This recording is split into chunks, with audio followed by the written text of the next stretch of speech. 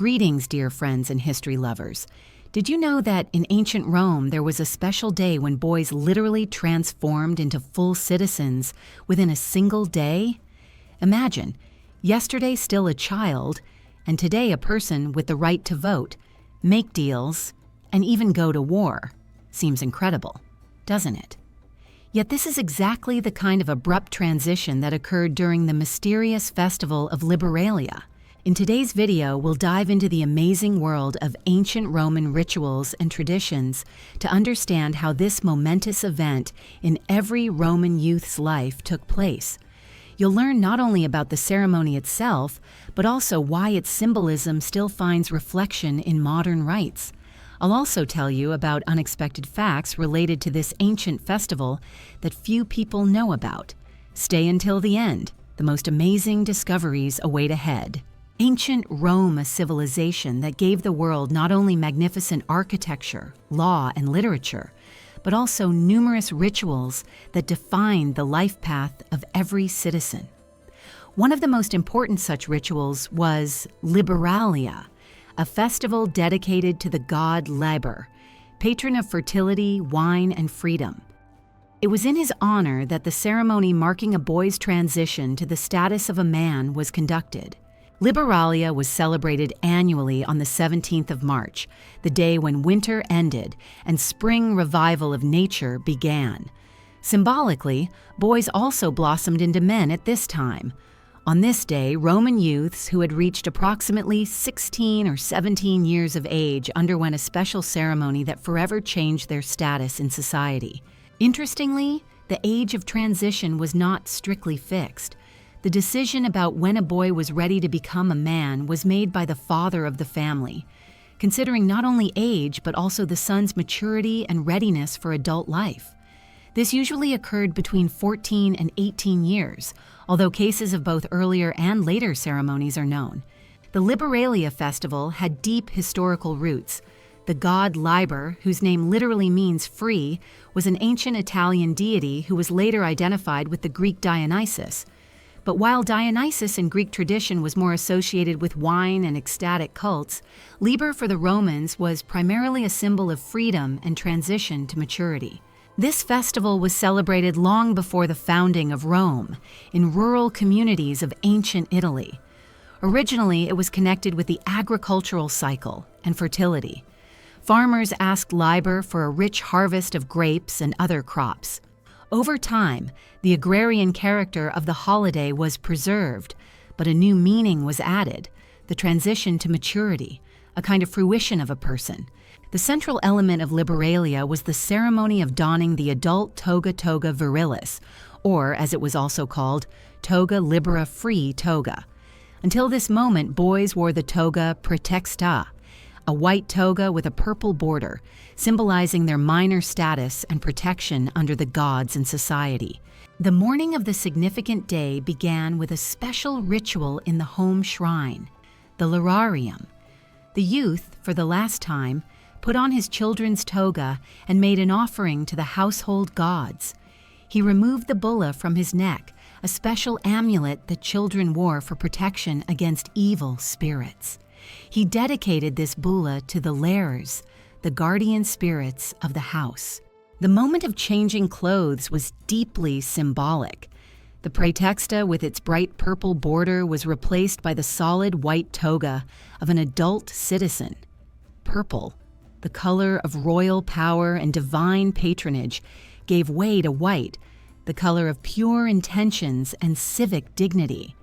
This symbolized that the youth now had to answer for his actions himself without the special protection enjoyed by children. The process of putting on the toga was complex and required assistance. Usually the father or other senior male relatives handled this. The toga was a large semicircular piece of fabric about 5.5 meters long, which had to be draped around the body in a certain way.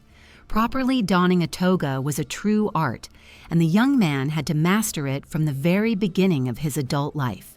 After the ceremony at home, a solemn procession to the Forum, the main square of Rome, began. The youth, accompanied by his father, relatives, and family friends, walked through the city, receiving congratulations. This procession had enormous public significance. The city saw a new citizen, and the young man demonstrated his readiness to become part of the civic collective. At the forum, the formal registration of the youth in the citizen lists took place. His name was entered into special registers, which gave him the right to participate in public assemblies and vote in the future.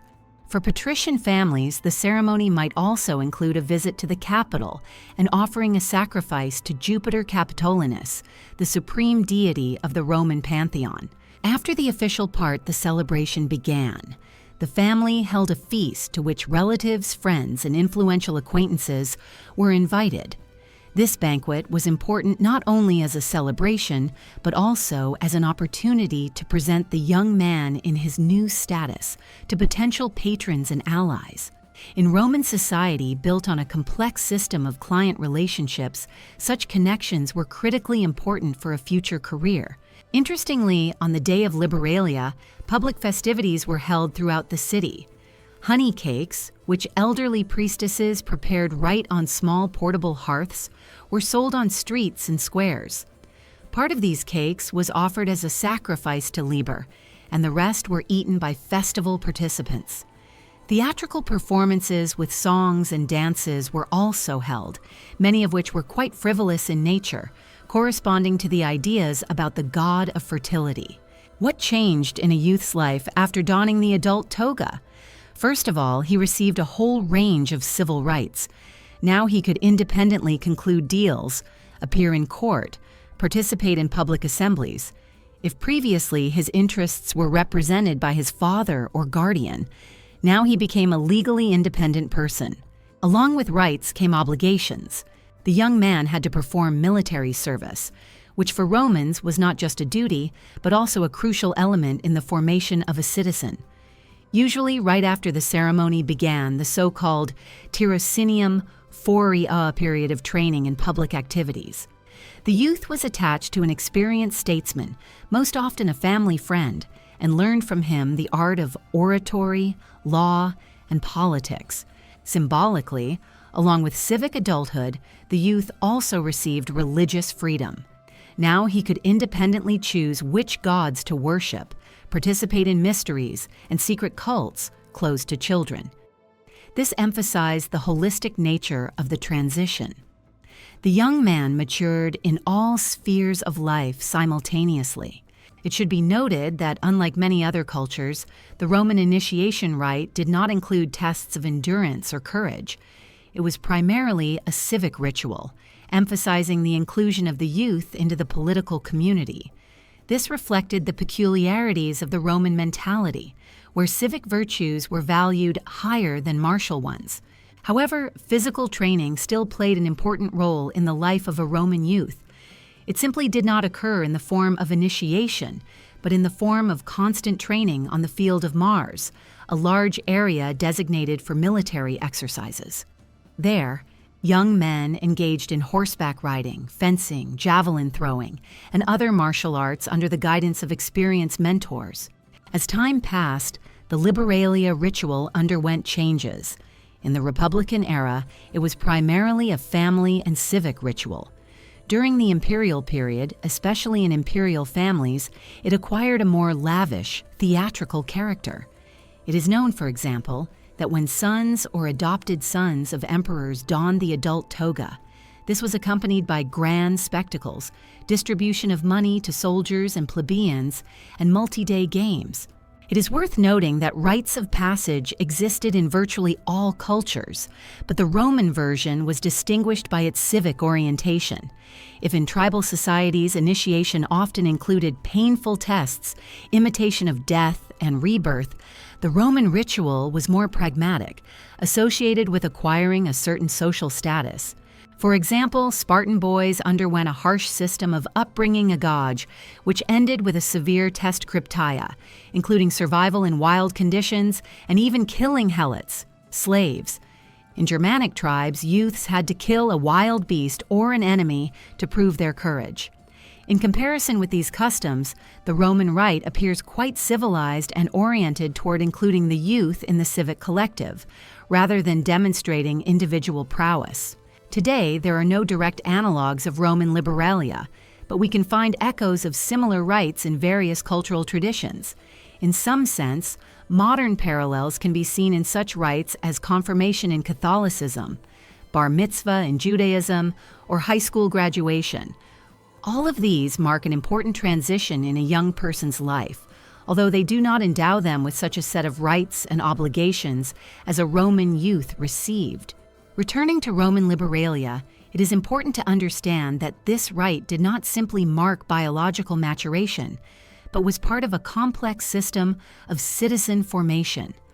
Roman society attached enormous importance to the gradual inclusion of a person in the civic collective, and the ceremony of donning the adult toga was one of the key moments in this process. For modern people, the history of Liberalia is interesting not only as a cultural fact, but also as a reason to think about how the transition from childhood to adulthood occurs in our society. Unlike the clear Roman ritual, today this transition is blurred, stretched over time, and does not have clear symbolic markers. Perhaps this is why many young people experience difficulties with perceiving themselves as adult, responsible members of society. So, we have taken an exciting journey into the world of ancient Roman rituals and traditions.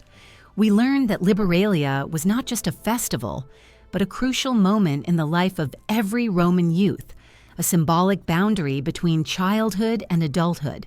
This rite reflected the key values of Roman society's citizenship, responsibility, continuity of generations.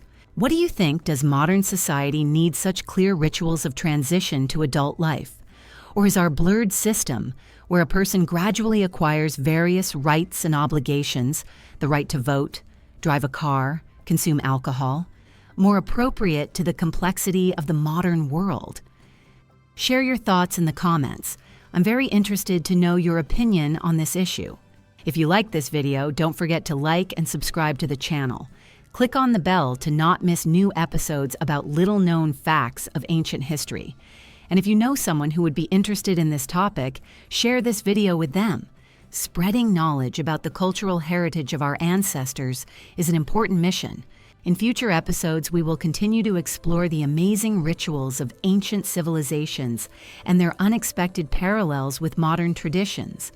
Some of these parallels are so striking that they make us look at human history and cultural continuity in a new way. Remember, the past is not just a set of curious facts. It is the foundation upon which our present and future are built. Until next time, friends.